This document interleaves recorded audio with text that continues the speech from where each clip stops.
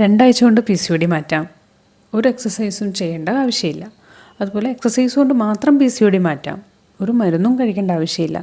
ഒരു മാസം കൊണ്ട് PCOD കംപ്ലീറ്റ് ആയിട്ട് മാറ്റാം. ഇങ്ങനെ എത്ര പരസ്യ വാഗ്ദാനങ്ങളാണ് അല്ലേ നമ്മുടെ ചുറ്റും.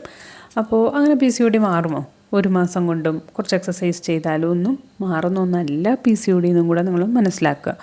ഒറിജിനൽ PCOD ആണെങ്കിൽ, ഇപ്പോൾ PCOD എന്ന് പറയുന്നത് ഒന്ന് പീരീഡ്സ് ആയില്ലെങ്കിൽ പോലും അല്ലെങ്കിൽ ഒന്ന് സ്കാൻ ചെയ്താലും പലപ്പോഴും PCOD എന്നുള്ളത് വളരെ തെറ്റായിട്ട് ഡയഗ്നോസ് ചെയ്യുന്ന ഒരു അസുഖം കൂടിയാണ്.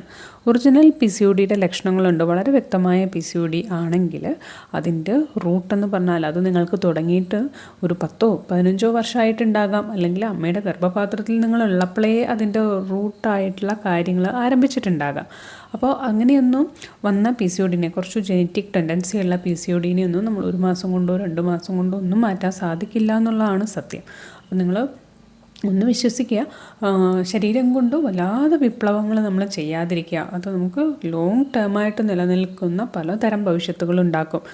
എക്സസൈസ് കൂടുതൽ ചെയ്താലും ഫുഡ് വല്ലാതെ നിയന്ത്രിച്ചാലും ഒക്കെ നമ്മൾ നശിച്ചു പോകുന്നത് നമ്മുടെ മസിലിൻ്റെയും നമ്മുടെ ബോൺസിൻ്റെയും നമ്മുടെ ബ്രെയിനിൻ്റെതും ഒക്കെ ആരോഗ്യമാണ്. അപ്പോൾ അത് നമുക്ക് ഇനിയും വർഷങ്ങളോളം നമുക്ക് ഹെൽത്തി ആയിട്ട് നിലനിർത്തേണ്ടതാണ് നമ്മുടെ ഓരോ ശരീരാവയവങ്ങളും. നിങ്ങൾ ആയുർവേദത്തിൽ ഇപ്പോൾ ആയുർവേദ മരുന്ന് കൊണ്ട് PCOD മാറ്റാമോ എന്ന് ചോദിച്ചാൽ മാറ്റാൻ പറ്റും എന്ന് തന്നെ ഉറപ്പിച്ച് പറയാൻ സാധിക്കും. ഒരു ആയുർവേദ കൊണ്ടത് സാധിക്കും. പക്ഷേ അതിന് സമയം വേണം. ഒരു 6 മാസം മുതൽ 1 വർഷം വരെ നിങ്ങൾ സമയമെടുക്കൂ.